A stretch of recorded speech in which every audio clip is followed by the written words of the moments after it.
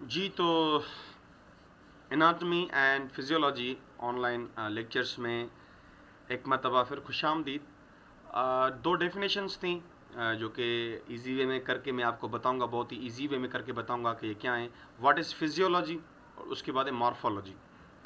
Physio means function, काम, कारकर्दगी। Logy means study, यानी कि study of the functions of the body, यानी कि जिस्म का जो काम काज है, कारकर्दगी आपके आर्गन्स की, उनको हम फिजियोलॉजी कहते हैं। लेकिन बेहतर ये होगा कि हम इसको नॉर्मल फंक्शन कहें, study of the normal function of the body, यानी कि जिस्म के नॉर्मल फंक्शन को हम फिजियोलॉजी कहते हैं। The branch of biology that deals with the normal functions of living organisms and there parts, यानी कि बायोलॉजी की वो ब्रांच जिसका ताल्लुक है जिस्म के नॉर्मल फंक्शन से, या जानदार चीज़ों के नॉर्मल फंक्शन से और उनके हिस्सों से।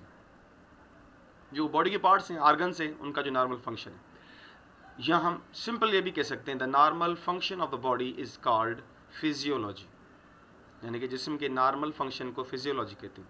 जैसे कि ब्लड प्रेशर की हम बात करें तो 120/80 हमारा नॉर्मल ब्लड प्रेशर है, तो ये फिजियोलॉजी।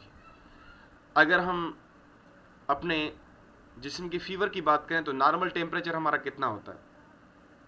98 फ़ारेनहाइट होता है, और 37 डिग्री सेंटीग्रेड जो होता है, सेंटीग्रेड में, सेल्सियस में होता है। तो ये फिजियोलॉजी। अगर ये इनसे बढ़ना शुरू हो जाए तो क्या होगा? ये पैथोलॉजी हो जाएगी। पैथोलॉजी फिर कहते हैं कि डिजीज़ कंडीशन है। तो फिजियोलॉजी में नॉर्मल फंक्शन, यानी कि बॉडी नॉर्मल फंक्शन कर रही है, उसकी स्टडी को फिजियोलॉजी कहेंगे।